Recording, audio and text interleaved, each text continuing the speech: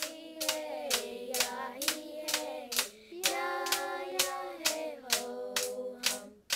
Ya hee hey, ya hee hey, ya hey ho hum. My name is Helen Coats. I was born in 1927 in Yosemite Valley. My Aunt Alice Wilson delivered me in our home, which was a boarded canvas tent with no electricity. My mother was Hazel Tellis, a Paiute Indian, and my father was Helen Hogan, a Miwuk Indian. My grandmother and mother's Native American ancestry goes back 4,000 years in Yosemite.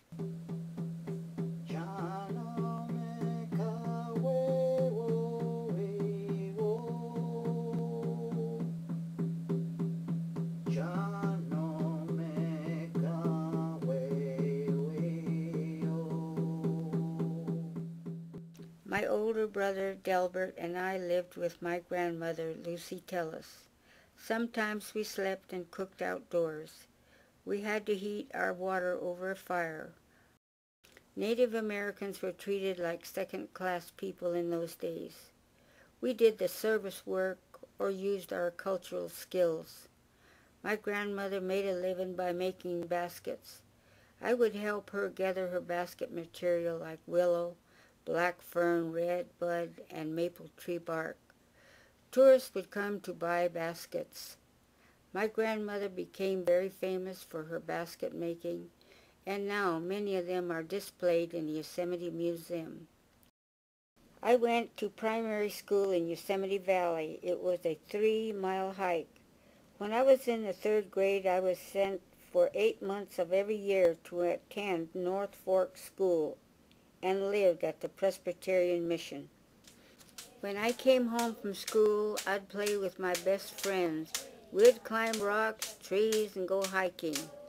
I helped gather acorn for acorn mush and bread. We ate a lot of beans and fish from the river. We ate a lot of wild mushrooms, apples, and sourdough growing in Yosemite. When I was 15 years old, most of the men were drafted for World War II. It was quiet in Yosemite. We would go swimming at the swinging bridge. We had beach parties and eat hot dogs. I would always work. I babysat for Ansel Adams.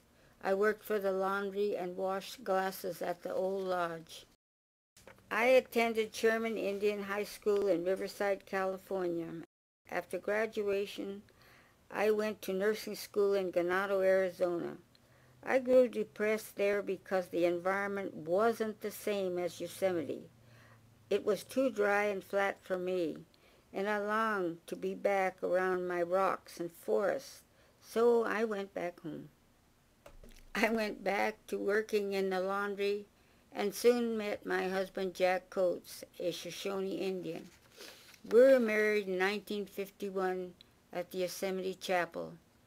Jack wanted to be a fisherman, so we moved to San Leandro, where he owned his own fishing boat. I went to nursing school in Fairmont and received my LVN license. I was able to get a job at the Fairmont County Hospital. Although I was Indian, I was never treated differently. Jack's fishing business was slow, so we moved back to Yosemite.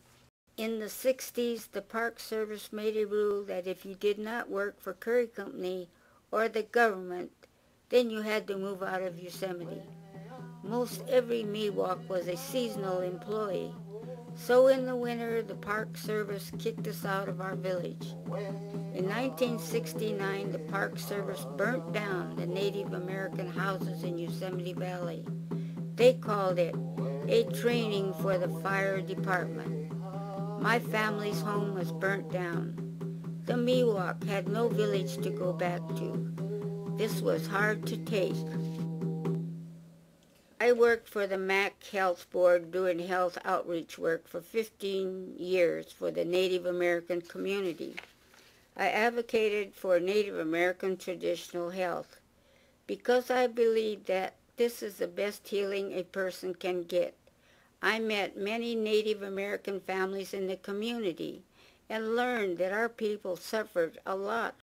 I was able to get many family members to go see a doctor to get treated. Many families confided in me.